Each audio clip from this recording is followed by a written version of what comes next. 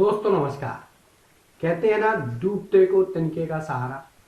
लेकिन मैं इसे डूबते को नहीं कहूँगा, लेकिन आपको एक बात ज़रूर बोलूँगा कि ये सोमवार भले ही शेयर बाजार में मिला जुला रुख रहा, लेकिन एक समूह, जी हाँ, अडानी समूह के लिए ये दिन भी बेहद खराब ही रहा।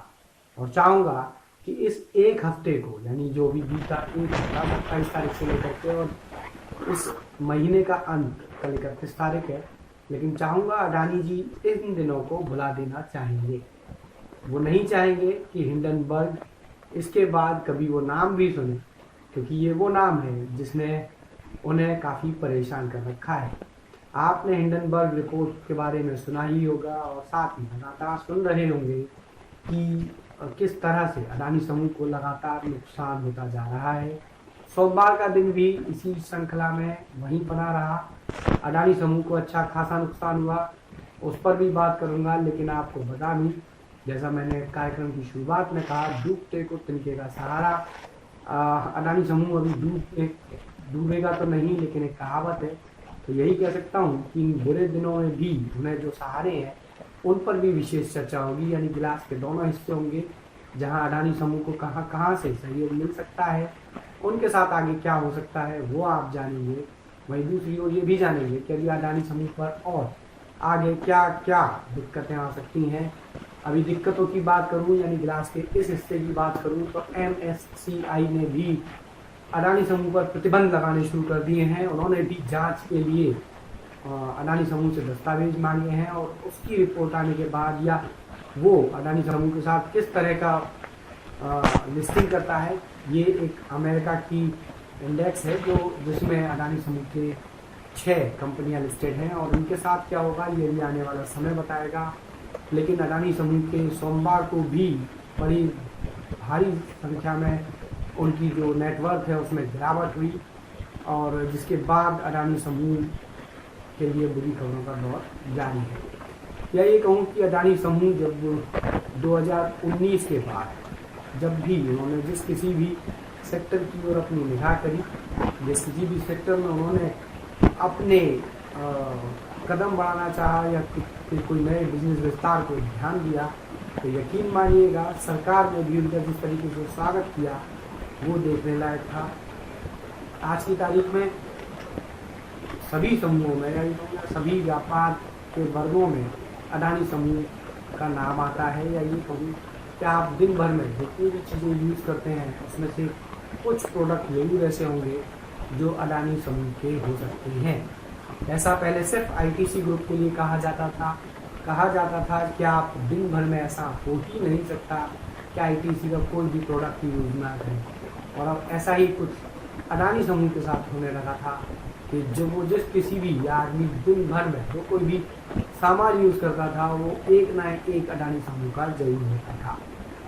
लेकिन अब उनके ऊपर जो मुश्किलें आती नजर आ रही हैं, उसके बाद मैं ये कह सकता हूँ कि अडानी समूह जहाँ शनिवार, माफ कीजिएगा, शुक्रवार को जब शेयर मार्केट बंद हुआ था और शनिवार को जो फोर्ब्स की लिस्ट जारी हुई थी उसमें नेटवर्क के आधार पर वो तीसरे स्थान से 7वें स्थान पर चले गए थे। और मैंने अपने पिछले वीडियो में भी आपसे ये कहा था कि जिस तरह की गिरावट का दौर जारी है, हो सकता है जल्दी ही वो इस लिस्ट से, यानी जो टॉप 10 की लिस्ट फोर्ब्स के द्वारा जारी की जाती है, उससे बाहर हो सकते हैं। और उसी क्रम में आज वो एक और पायदान नीचे खिसक गए, और अब वो दुनिया के 7वें की जगह 8वें नंबर के पैसे वाले हैं। या ये कहूँ कि दुनिया में 8वें नंबर के सबसे धनी व्यक्ति हैं। फोर्ब्स ने जो नई लिस्ट जारी की है उसके हिसाब से मैं अगर आपको बताऊं तो नंबर 1 पर है बर्नार्ड अर्नोल्ड, नंबर 2 पर एलन मस्क, नंबर 3 पर जेफ बेजोस, नंबर 4 पर लैरी एलिसन, नंबर 5 पर वारेन बफे, नंबर 6 पर बिल गेट्स, नंबर 7 पर कार्लोस स्लिम आ गए हैं। इस जगह पर पहले गौतम अडानी थे शनिवार को, लेकिन आज इस पर है कार्लोस स्लिम। इसके अलावा गौतम अडानी जो 8वें नंबर पर खिसक गए हैं, लैरी पेज 9वें नंबर पर है।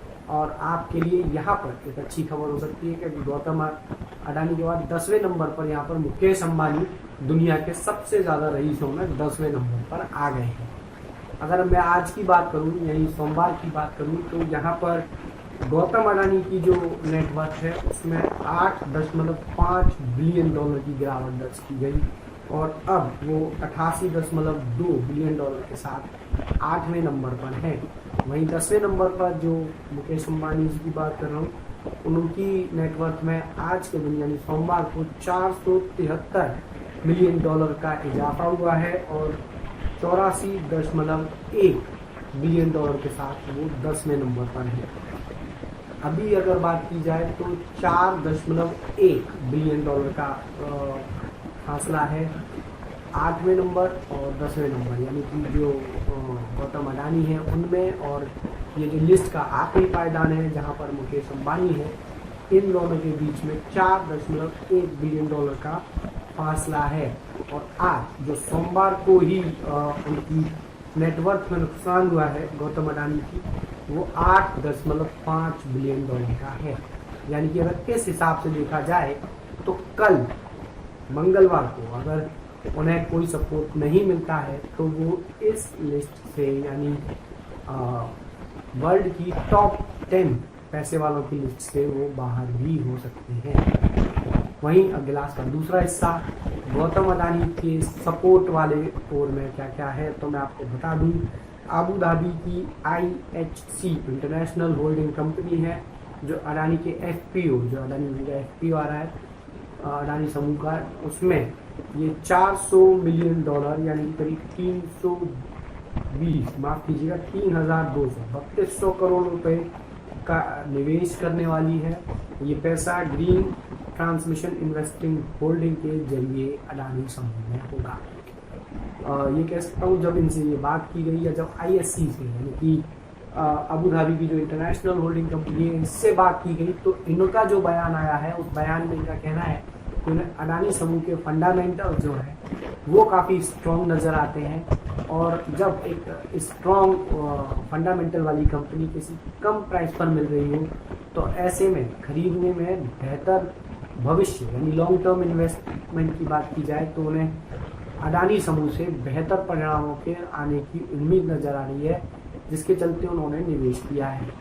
दूसरी ओर LIC भी अभी अपना निवेश और बढ़ाने वाली है, क्योंकि ये कहा जा रहा है या बात की जाए तो LIC ने जो पहले निवेश कर रखा है और अभी आपको पता हो 2019 से और 2022 के आखिर तक अडानी समूह ने 819% का इन्वेस्टमेंट, माफ कीजिएगा 819% का रिटर्न जो अडानी समूह ने आप सबको दिया है या लोगों को दिया है, तो उसके बाद जो LIC समूह का पैसा है वो सरप्लस में है अडानी समूह में अभी तक। और जैसा बताया जा रहा है कि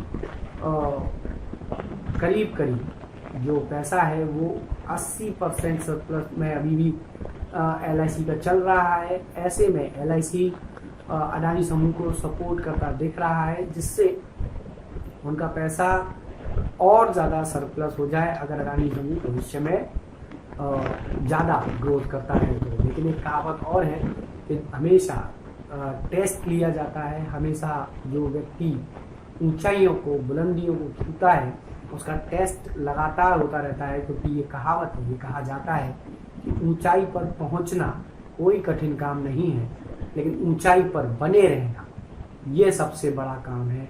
तो एक जिम्मेदारी हो जाती है, एक नैतिकता हो जाती है, तो वही एक टेस्ट है।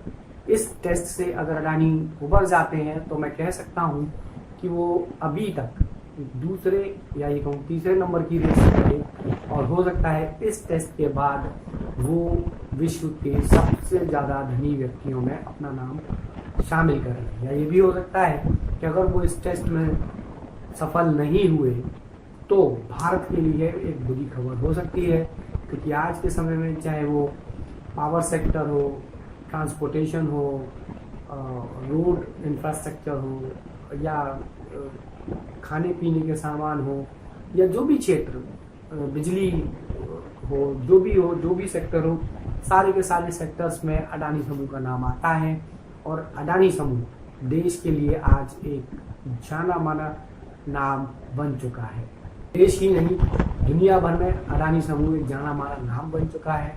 तो इसमें ये कहा जाए कि अडानी समूह के साथ जुड़े हुए जो लोग हैं वो भी चाहेंगे कि अडानी समूह फिर से उभर कर आए, फिर से एक नई रोशनी के साथ आए, जिससे देश की तरक्की को और आगे ले जाया जा सके।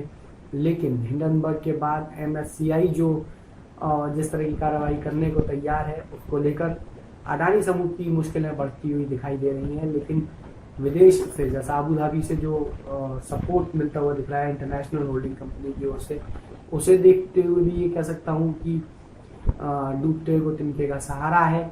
इसके साथ साथ ये भी कह सकता हूँ कि वो 8वीं लिस्ट से 8वें नंबर पर आ गए हैं 10 सबसे ज़्यादा पैसे वालों की लिस्ट में। वो हो सकता है 10 से बाहर भी हो जाए, लेकिन जल्दी ही एक वापसी की उम्मीद जताई जा रही है।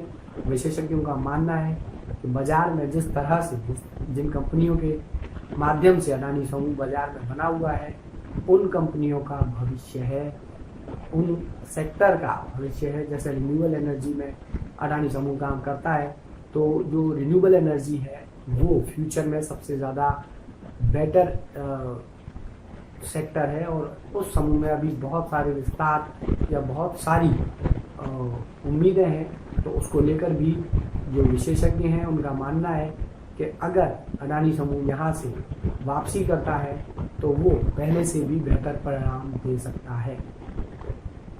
ऐसे में निवेशकों को निगाह बनाए रखनी चाहिए, और अगर उन्हें कहीं पर भी फायदा दिखता है, फायदा मिलता है, तो वो अडानी समूह के साथ जा सकते हैं। मैं आपको एक और बात कह देना चाहता हूँ कि मेरी सलाह पर आप कोई निवेश ना करें।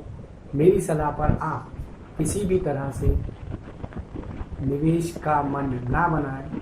मैं सिर्फ आपको ये कहना चाहूँगा, आपका पैसा है, आपकी समझ होना चाहिए, आपके विचार होने चाहिए। पहले खुद जांचिए, परखिए, तय कीजिए, देखिए, रिसर्च कीजिए, अपना एनालिसिस कीजिए, कितने पैसों का आप जोखिम ले सकते हैं, कितने पैसों का जोखिम नहीं ले सकते हैं, और क्या आपको निवेश करना है या नहीं, ये विचार भी आपको ही करना होगा। मेरा चैनल कोई भी किसी भी तरह से आपको किसी भी इन्वेस्टमेंट की जानकारी नहीं देता, क्योंकि ये चैनल कोई इन्वेस्टमेंट चैनल नहीं है। इस चैनल पर सिर्फ और आपको जो भी खबरें बाजार में हैं, जो भी खबरें बाजार में चल रही हैं, उसके दोनों सत्य असत्य फंडामेंटल्स को लेकर मैं कोई बात नहीं करूंगा किसी भी कंपनी को। मैं सिर्फ गिलास के वो दोनों हिस्से आपके सामने रखता हूं, जिससे आप खुद अपनी सोच के साथ ये तय कर सकें कि आपका क्या फैसला है, क्योंकि इस चैनल का नाम ही है आधा ग्लास, सोच आपकी। अगले एपिसोड में आपसे फिर मुलाकात होगी। तब तक के लिए मुझे दीजिए इजाज़त। जय हिंद, जय भारत।